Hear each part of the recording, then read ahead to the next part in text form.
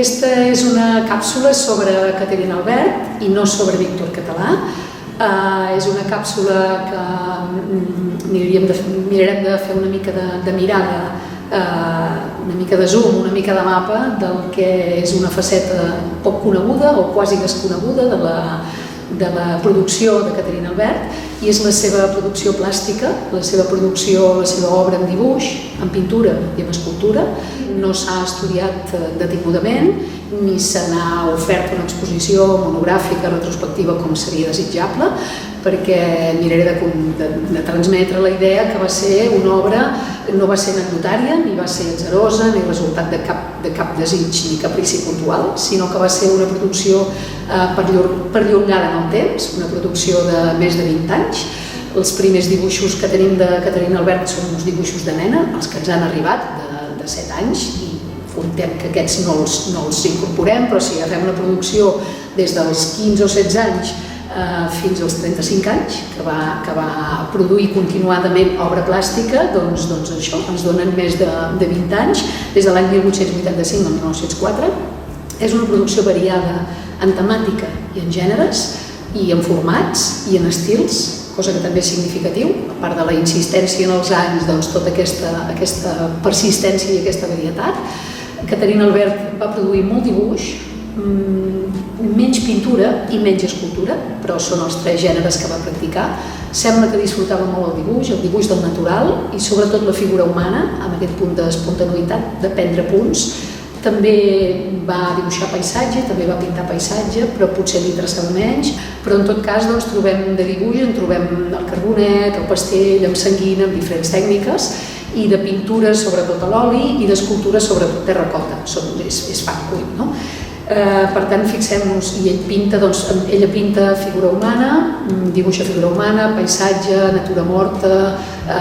retrat, autorretrat, apunts al natural, per tant, també una temàtica variada. Fins avui, les valoracions que s'han fet de tot aquest conjunt d'obra plàstica s'han posat sempre al servei, és a dir, aquesta Caterina Albert s'ha posat al servei de la Víctor Català, és a dir, s'ha valorat la producció plàstica en funció de la seva obra literària o de la seva obra escrita, i com que ella mateixa va il·lustrar-se alguns dels seus drames rurals o d'algunes altres obres escrites, doncs sempre s'ha anat posant en relació. Jo crec que realment falta considerar-la com a pintora, com a dibuixant i per tant com a autora d'una obra visual, i no posar-la en servei de la seva producció escrita, perquè de fet ella va practicar els 2 gèneres fins que això, a l'edat de 34 o 35 anys, va aparcar el que és l'obra plàstica, però fins llavors els havia desenvolupat amb la mateixa persistència, intensitat i passió, i que finalment la Caterina Albert va dir soc Víctor Català i escric, i no soc tant Caterina Albert dibuixant, pintora i també una mica escultora. Una miqueta aquesta idea del joc de noms, no? I no és un joc, o sigui, els noms ens diuen i ens situen d'una manera davant del món. Llavors, a mi em sembla molt significatiu que tot el que ella considerava que anava a l'àmbit públic, per protegir-se, va incorporar, com sabeu, un nom masculí, un Víctor Català, un pseudònim, un heterònim, un altre nom, un altre jo. En canvi, el que considerava de l'àmbit privat, que eren els seus dibuixos, la seva pintura, la seva escultura, va ser Caterina Albert, qui no necessitava cap altre nom, cap altre jo. I em sembla molt bonic i molt significatiu aquesta dualitat entre l'àmbit privat i entre l'àmbit públic i l'àmbit privat, aquest doble nom. Al final d'aquest doble nom encara hi ha una pirueta més interessant, que és al final en un moment quan Caterina Albert il·lustra Víctor Català. Per tant, aquí fa com un bucle molt bonic entre aquests 2 jocs, aquests 2 noms, i això passa l'any 55, quan arrel dels 50 anys de vida de Víctor Català, per tant els 50 anys de producció escrita de Víctor Català, Caterina Albert decideix il·lustrar un llibre molt interessant, escrit per en Folchi Torres, que es diu Els dibuixos de Víctor Català, però no només hi ha dibuix, també hi ha alguna reproducció d'obra pictòrica i escultòrica, però bàsicament és dibuix, i Folchi Torres descriu detingudament tota la trajectòria plàstica de Caterina Albert. És un llibre interessant a recuperar, i Caterina Albert il·lustra aquesta vida pública de pintor català. Per tant, aquí encara hi ha un joc més curiós d'autoconsciència, de noms i d'espais públics, privats i tot aquest tema. Caterina Albert bàsicament va ser autodidacta, però va tenir dos moments de formació. Un va ser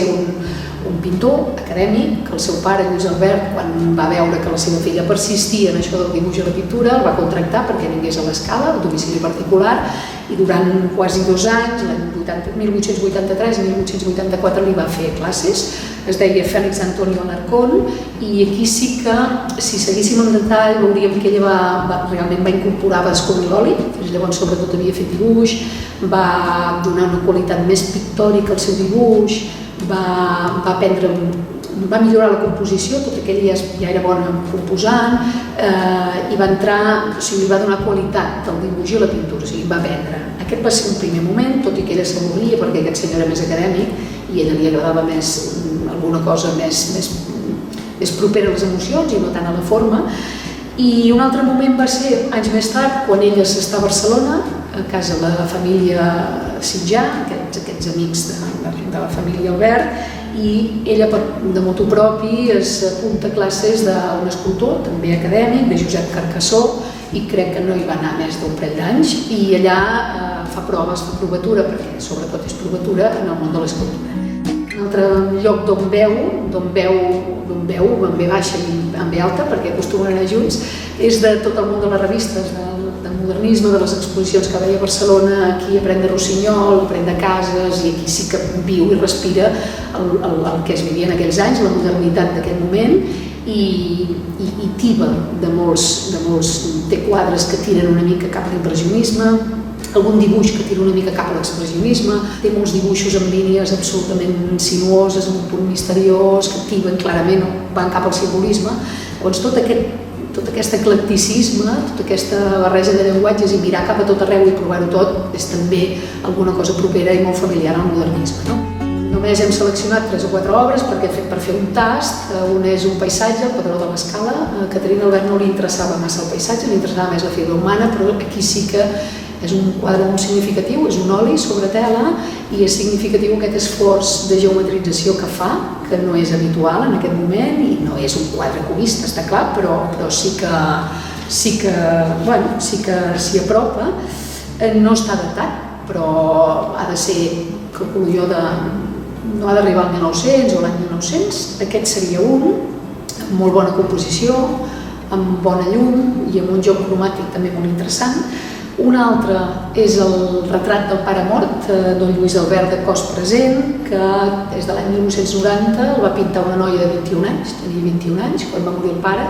i és una temàtica habitual en aquells anys, és una de les seves obres pictòriques amb pintura més ben resolt, una pinzellada molt lliure, quasi lliure, ben composat, aconsegueix molt bon retrat. No és l'única escena de la mort del pare pintada, ella té dibuixos de la germana mirant el pare mort, o sigui, tot un treball aquí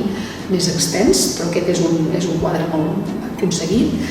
I l'altre és el Jardí de la Casa dels Albert, que és de l'any 1898, és un dibuix al pastell,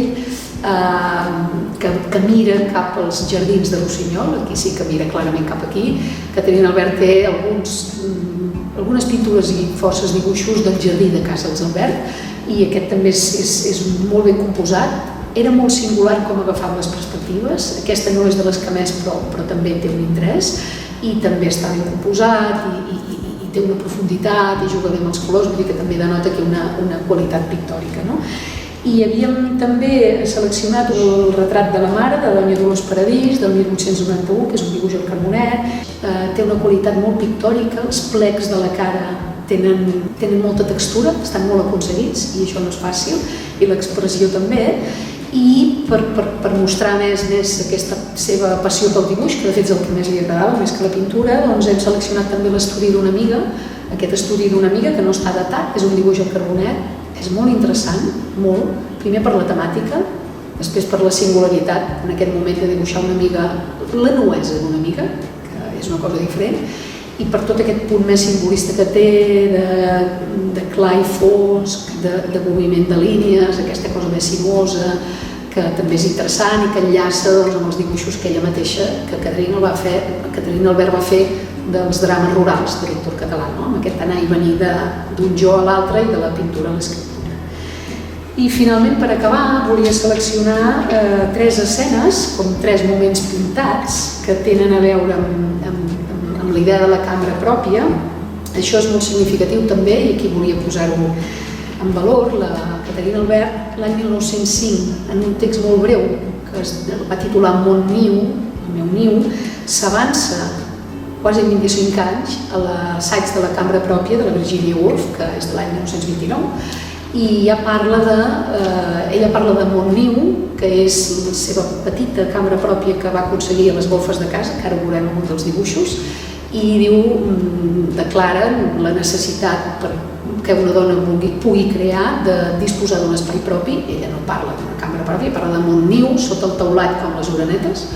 i perquè era una golfa, li feien niu les orenetes i li va fer niu ella,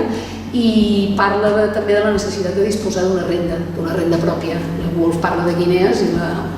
Caterina Albert d'una renda, però es va avançar un quart de segle el que va ser l'assaig d'aquesta anglesa que ha marcat, que ha creat quasi un concepte, no? I per tant, en aquests moments pintats hi ha 3 petites cambres pròpies prèvies a tot això. Un és el primer dibuix que ha arribat, crec jo, de Caterina Albert, tenia 9 anys, és de l'any 1878, ell li va posar de nom La diligència, és una tartana, suposem que és la que arriba a l'escala, és el món de fora que ve, és un dibuix de nena, és un dibuix absolutament depurat, absolutament anant, és simbòlic, és descriptiu, són unes taques negres ben situades i amb totes les persones que pugen i baixen de la tartana, no té les perspectives encara ben situades, és una nena d'això, de 9 anys, però el va situar, el va dibuixar damunt d'un llibre de gramàtica, va agafar un llibre d'estudi i va fer aquest dibuixet allà. És, d'alguna manera, una primera cambra pròpia, diguem-ho així, que és un llibre. El segon va ser, aquest sí que és un mur, la paret de llimoner del jardí de Casa dels Albert, és de l'any 1890, ella tenia 15 anys, i aquí hem d'anar una mica enrere, va ser 4 o 5 anys abans, quan en tenia 9 o 10, quan va agafar una paret del menjador i sola es va tancar al menjador i va dibuixar, sembla que va dibuixar un senyor, deia ella, gran, amb tot luxe de detalls, però clar, a la paret de la sala d'una casa burgesa això no es fa. Va rebre, doncs això, la van renyar i davant la persistència, jo vull pintar, el pare li va dir, doncs mira, surt a fora, et deixem aquest mur baixet davant dels llimoners i tu pinta aquí el que vulguis. Per tant, sí que va ser la seva primera cambra pròpia, aquesta sí, i ella uns anys més tard, ja amb 15 anys, la dibuixa i la coloreix, i és aquest dibuix que tenim aquí. I el següent, i seria l'últim moment pintat, que és ja un dibuix de l'any 1898, aquest sí que és la seva cambra pròpia, és el taller de la golfa de la casa de Lluís Albert, quan van fer obres, i a dalt hi havia, doncs, funcionava com a magatzem, com a golfa, doncs va quedar buit, van fer obres a la casa, i el seu pare li va dir, doncs vés-te, vols pintar, vols dibuixar, doncs vés-te a dalt i fes el que vulguis. Seria interessant veure d'aquesta golfa que ella va donar per suposat que tenia interès a dibuixar, no? Per tant, com s'autodescriu ella com a artista visual, no? I només per acabar, una cosa més significativa que tenim, jo he trobat, i se'l tenia més, però fins allà on he comptat 7 o 8 autorretrats de diferents moments.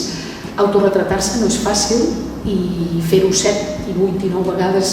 demana una determinació, i volia acabar amb un autorretrat que és, a mi em recorda una figura d'Escher, que em sembla que és de l'any 1998, ara ho dic de memòria, que Caterina Albert s'autodibuixa dibuixant. Això és una intenció, és una declaració de jo.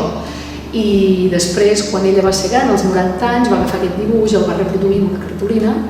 i el va utilitzar per enviar, doncs això, una cartolina, una targeta per enviar notes als amics. I també és significatiu com als 90 anys ja te recuperes amb un dibuix de fa una pilera d'anys i segueixes dient jo segueixo sent aquesta. Ja no és Víctor Català, sinó que és Caterina Albert, perquè dibuixa, no escriu. I per acabar, com que tota l'estona aquí ens ha estat acompanyant aquest autorretrat també de l'any 1990, que és un carbonet sobre paper, però és un autorretrat crec jo que concentra la intensitat, la mirada, la intensitat, la intencionalitat d'aquest personatge tan singular que va ser Caterina Albert i Víctor Català.